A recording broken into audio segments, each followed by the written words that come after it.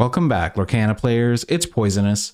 Today's video is my first one of 2026 and my first video in a little bit. Things got busy in December, so I took a month off to, focus on some other things going on in life and get through the holidays. And there wasn't a lot going on in the Lorcana world, so I took some time to focus on other things, but I'm still around. I'm still going to be putting out videos, making content, and I'm excited that Set Champ season is here, and we're just a few days away from DLC Richmond. I am going to Richmond. I do have a ticket, so I'm really excited to take in the spectacle that is a Disney Lorcana challenge. If you have a ticket and you're going, drop a comment. Let me know what you're most excited about. And if you see me at the challenge, definitely come say hi. I'd love to meet people. I appreciate everyone's support watching the videos. If you comment, you subscribe, you interact, or you're just a fan, you follow my content on Dreamborn, I'd love to meet you, say hi. I'm not shy, and, don't feel like you'd be interrupting me, even if you see me with people. Come say hi to me, and I want to meet you as well. So the purpose of this video is to talk about Set Champs. So I played in a Set Champs yesterday, and I got first place, so I'm going to talk about my deck and kind of give a breakdown of the matchups that I had and highlight a few decks that I think will do well at Set Champs. I always do Set Champs breakdown videos every set, and I'm excited that we're back in Set Champs season. This is basically my favorite time of the set rotation period. Before we drop into the deck list, though, I do want to mention that I have an Instagram account now, so if you follow Lorcana content on Instagram, check out my page, follow me there, and I'll post more updates, especially in Richmond. I'll post updates about, the events that I'm in, how I'm doing. And if you just want to keep up with any other Lorcana content that I'm putting out, then you can hit the link in the description for the Instagram, or just, use the QR code on the screen and check it out. So without further ado, let's talk about my Set Champs yesterday. So on January 3rd, I played in a Set Champs at the Deck Box in Halifax. We had 11 players, so it was 4 rounds with a cut to top 4. I was playing green-yellow, I was playing the Dogs, and I wanted to try it out in a tournament, see if it's a deck that maybe I want to play at Richmond.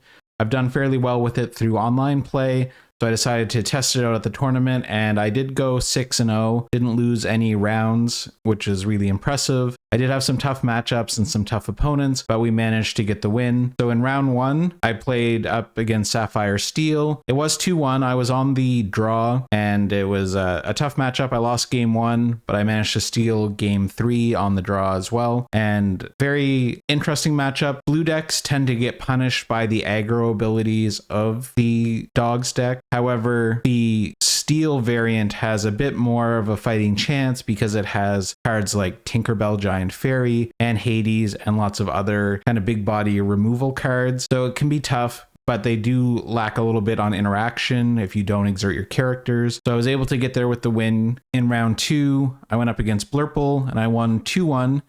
I would say that this is, without a doubt, the hardest matchup of the Dogs deck. I think that it's even worse than Purple Steel because of the ramp factor. They get to their interaction faster, and they also have more cards to ink your stuff. So the Lilo is really good when you pair it with the Emerald Chromacon, but in Blurple, they tend to be able to just like Hades it or use Into the Unknown to put them into your ink, and then you lose access to those. And they get to their Elsa and other, exert stuff a little bit faster than other purple decks. So it makes it a very challenging matchup. You do have to rely a lot on Chromacons and hoping that they don't run any type of item removal in their deck in order to sneak out the win. I think that the Ink Caster also was very useful in this matchup, but it was really hard fought, but I did pull out the win here. In round 3, I went up against the green-purple burn deck. I was 2-0. I think that the green-purple burn deck is really great into a ton of matchups because it's aggressive, but also hard to stop. However, it's slower than Dogs. If you just go like full aggro mode with Dogs, you're able to go faster than them. And they don't have a lot of ways to stop you from just being more aggressive. They're not designed around taking control. They have to be the aggro deck. So if we can be the aggro deck, then they don't have a lot of ways to fight back. So that was a fairly good matchup. And then in round 4, I played against Baja. This is the green-blue deck with Prince Philip combo and Clarabelle and all the big stuff. This is probably one of the most favored matchups for Dogs because they don't do a lot in the early game to stop us from gaining lore quickly. And we have a lot of ways to interrupt their combo. Also, with Ursula and Mowgli, we can take away their malicious, mean, and scary and their other annoying songs like You're Welcome. So we can get a lot of damage in before they're even able to kind of stabilize. But a lot of times the game is just over before it starts. So I did go 2-0 here. I went into top cut and first seed because I was the only 4-0 player. And at the top 4, I played a mirror match against green yellow dogs. The mirror match is very much dependent on, I would say, play draw and the luck of who gets the under the sea first. So I won on the play, I lost on the draw, and then in game 3, I won on the play, I got in early under the sea, and it was just over. In the final round, I went up against Baja Control again. So it was the same deck from round 4. They also made the top cut and they won their match, so we played again in the finals. And it was similar. You know, they played it well. There's nothing that you can really do to make that matchup easier for blue-green. The problem with a bad matchup like that is if you build your deck to tech against it, you make your deck worse for a lot of other things, and it's still probably a bad matchup. So I think that, you know, it's just unfortunate to get that pairing if you're the blue-green player, but it's very fortunate. You know, I dodged some bad matchups, but I also had some tough ones today, and I was able to get there with the win. I think that the Dogs deck is probably one of the best decks in the format, if not the best deck. However, it does have weaknesses, and those weaknesses are also fairly prevalent in, you know, in the field. There's a lot of Blurple, and I think Blurple's gaining even more popularity, and that's, you know, the hardest matchup. So it's a tough choice if you think there's going to be a lot of Blurple. Purple Steel can also be tough. I think Purple Steel is an okay matchup, but if they're running item removal like Benja, then it's probably like a terrible matchup. So it, you know, it's hard to say if into like a wide field, if the Dogs is really the best pick. But if you trade off, you know, those bad matchups for good matchups into some of the other popular deck, you just have to kind of get lucky with your pairings. But I think that for an aggro deck, Dogs is very versatile and gives you like a lot of different ways that you can play it. So let's take a look at the deck list. So this is the deck I played on Saturday and got first place with. Very similar to the other Dogs lists that are out there. I would say the core of the deck is about 55 cards, and you have a little bit of leeway to move things around, change some numbers, try out some cards, spice things up a little bit for your local meta. But the core is the same. So this is the deck. 4 copies of Daisy. She's such a good 2-quester, very hard to remove. She puts on a lot of pressure, and she really punishes decks that run a lot of actions or non-character cards, putting some of their good removal to the bottom of the deck. We have Lady Decisive Dog. She's a huge aggro threat and a great shift target for the 5-cost Lady. When you drop her on turn 1 and you can boost her up to quest for 3 on turn 2, gives you a really great opening, especially into blue decks where they tend not to do much to contest the opening. Got 4 copies of Bobby, Spray Cheese Kid. He's really useful for filtering your deck because we run so many different tools. It's good to be able to discard things that aren't useful in the matchup that you're in, or just to toss a Lilo into the discard early. That way you can choose to play her back later in the match. We got 2 copies of Finnick, Tiny Terror. His ability says when you play this character, you may pay 2 ink to return chosen opposing character with 2 strength or less to their player's hand. This card is something that you could definitely cut. I thought it was useful sometimes, but a lot of times it was just like a 1 cost that quest for 1, and there's probably better choices for that slot. But I did like the idea that, you know, sometimes you can play it later when you have more ink, and you can use it to like bounce a genie back to the opponent's hand and get some good tempo. We got 2 copies of Lady Elegant Spaniel. She quests for 2 when you have a tramp in play. I was running 3, but I went down to 2 just for on inkable sake. Found that she's one of the weaker 1-drops. She's good as like a shift target, but I did go down to 2, although I think that 3 is probably also pretty good. We got 4 copies of Webby Vanderquack. So the Webby is really useful for the +1 strength. This allows you to get the trigger on Lady Decisive Dog very consistently. You go Lady on 1 and then Webby on 2. You target the Lady, giving her +1, and she gets +1 just because you played a character.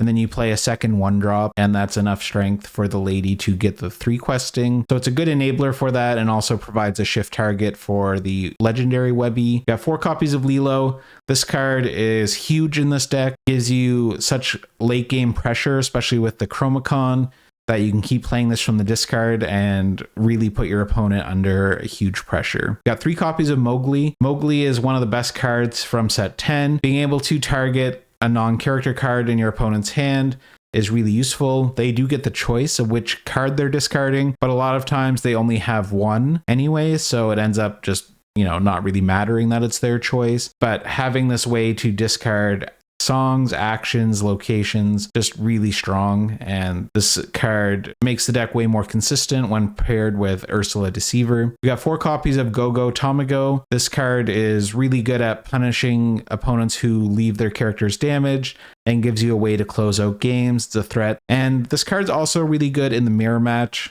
Playing it on 2 is a very valid play. It stops them from questing, but you can keep questing yourself. We got 4 copies of Tramp, Enterprising Dog. This is probably one of the best cards in the deck. It gives a character +1 strength for each other character you have in play. So this allows you to trigger your Lady Decisive Dog very well, but also lets you trade up your, 1-cost characters like Bobby into bigger bodies when you have a nice wide board. And the fact that it costs 1 less if you have a Lady in play makes it combo really well with this deck. We're running 4 copies of Ursula Deceiver, taking away those songs. Not every matchup she's useful, but in the matchups like blue-green, she's absolutely crushing. We're running 2 copies of Lady Family Dog. This is a great aggro card, lets you get a wider board early to set up for your Tramp play. We got 2 copies of Raja. He's in here as a bodyguard. Sometimes you just need to protect your stuff, slow opponents down, keep your high questing characters safe, and when they trade into him and you have a Chromacon, then you get to bounce something back, protecting your small characters. We have 2 copies of Webby Vanderquack Junior Prospector. This card really punishes ramp decks, but it's also a decent draw later on because it's got ward, it's uninteractable, so it's a nice way to close out games. And we're running only 2 copies because you don't need to shift consistently.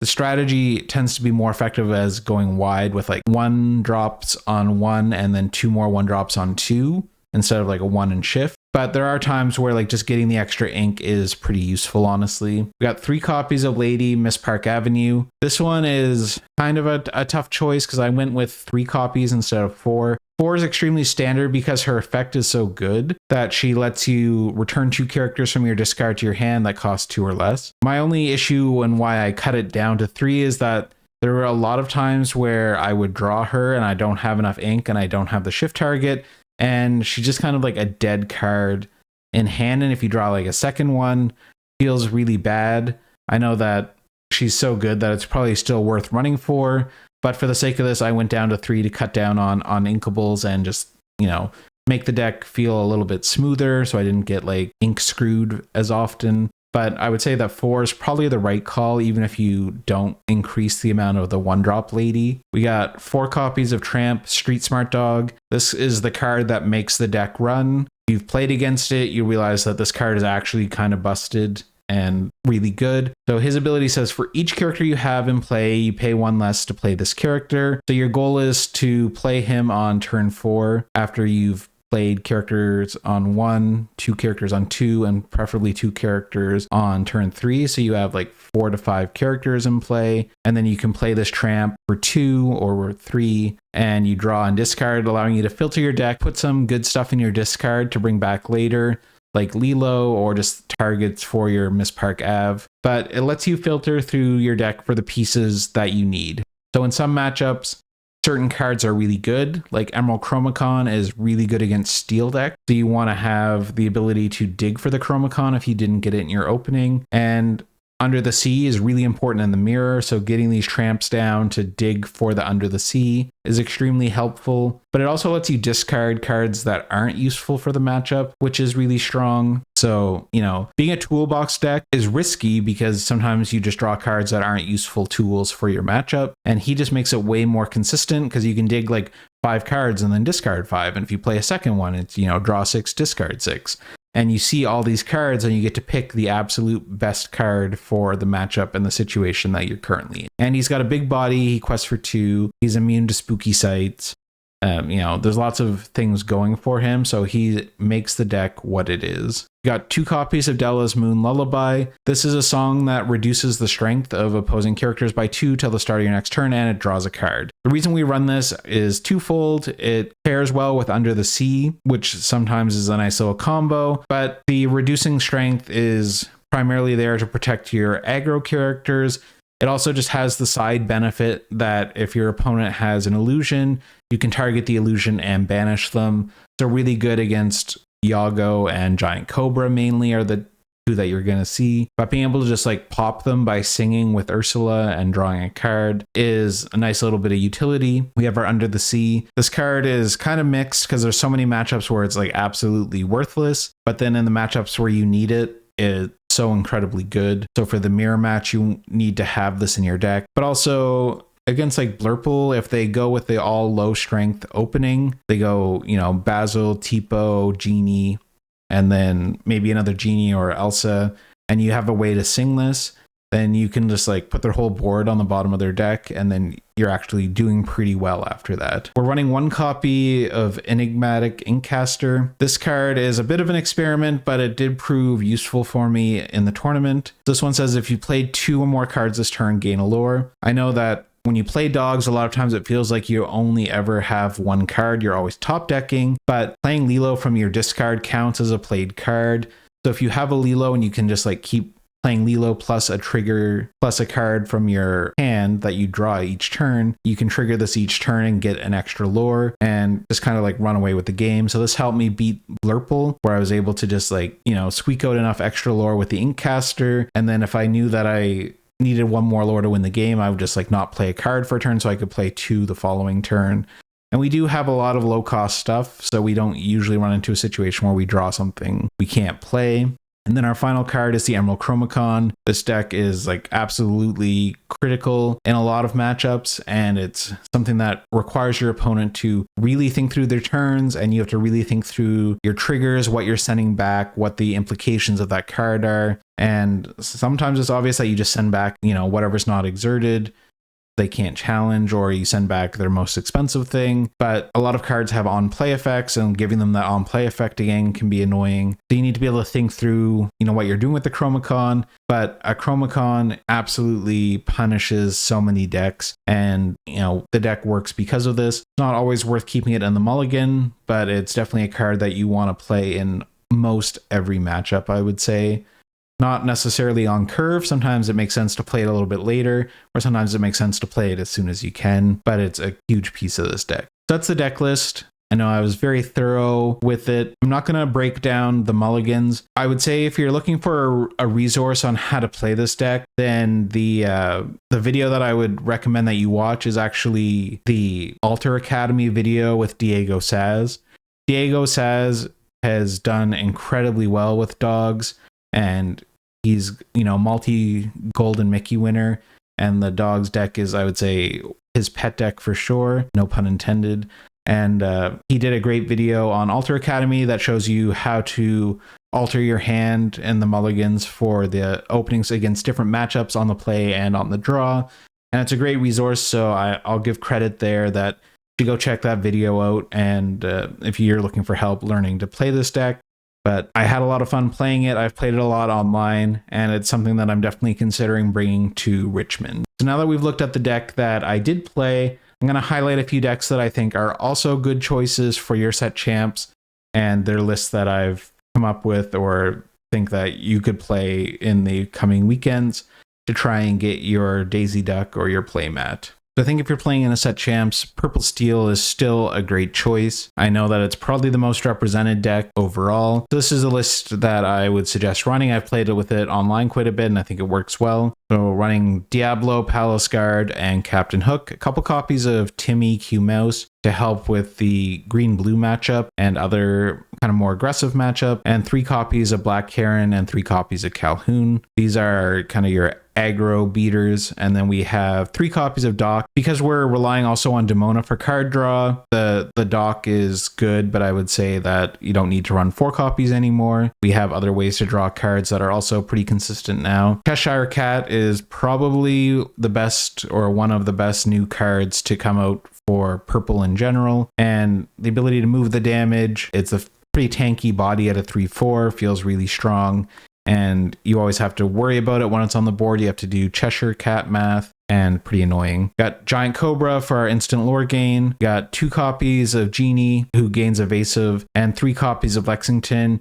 You could probably, you know, go up in Lexington's, cut the Genie, but I am running the Genie to help enable the Timothy, and also the ability to take on more evasives without, being stuck exerted. So you can play around with those numbers a bit, but I found that this works pretty well. We got, of course, 4 copies of Dumbo as a great card draw enabler, 4 copies of Genie Wish Fulfilled, only 1 Yago. I would say if you cut the Genie dragon, then you go up in Lexington and go up in Yago probably. We got Elsa, and then 3 copies of Hades, who's a great way to remove or draw cards. Then we got Demona as another card draw, but also as a way to force your opponent into exerting their stuff so we can have our Calhoun and all our other big bodies start challenging.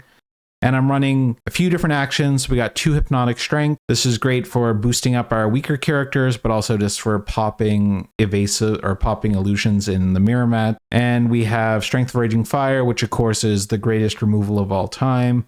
And we got 1 copy of Hurl just to help, take things out. But we don't want to get too high on inkables, so we're only running 1 copy. I'd say this deck is good into like a really wide field. It doesn't have item removal in this variant, so if you're expecting there to be like a lot of dogs, or there's somebody in your meta that's running dogs that you think you might have trouble with, then adding in Benjas instead of Genie or putting in a Pluto probably also makes sense to deal with the items.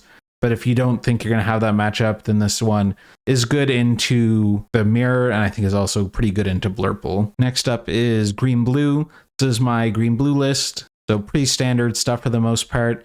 We've got our Clarabelle package, Tipo and Sail for ramp. Running 1 copy of Anna because she can banish a damaged character, but she can also give a character strength or choose to discard. So she's kind of a fun, versatile character in this deck. We got 3 copies of the card draw Clarabelle. Of course, we have to have our Ward Prince Philip as our shift target for our big one. We got 4 copies of Donald Duck Perfect Gentleman as our card draw engine. We got 4 copies of Cindy for our double ramp. And then we have John Silver, Basil, Hades. So all the big kind of slowdown removal beater cards. We have our Shift Clarabelle, our big Prince Philip, and then our usual action package that you see with Develop to make your opening more consistent. We have Vision of the Future, 1 copy of Bend, and then we have 4 copies of Malicious and 4 copies of You're Welcome. I've done a lot of, videos talking about this deck in the past and its different iterations, so I'm not going to dwell on it too much. But this is a solid version of it. If you think that you need Under the Sea, you could try running it to help with the Dogs matchup, but I think that the Dogs matchup is already so bad that there's not really much point in making your deck worse against purple, especially purple steel. You want to be good into that matchup, and you don't need the Under the Sea to beat Blurple and purple steel. And the last fun deck that I want to highlight is a really good budget option, which is the top 32 CCQ from Bologna Burn deck. This green purple deck uses actions and instant lore gain to really push its way over the top, and I think that it's a lot of fun.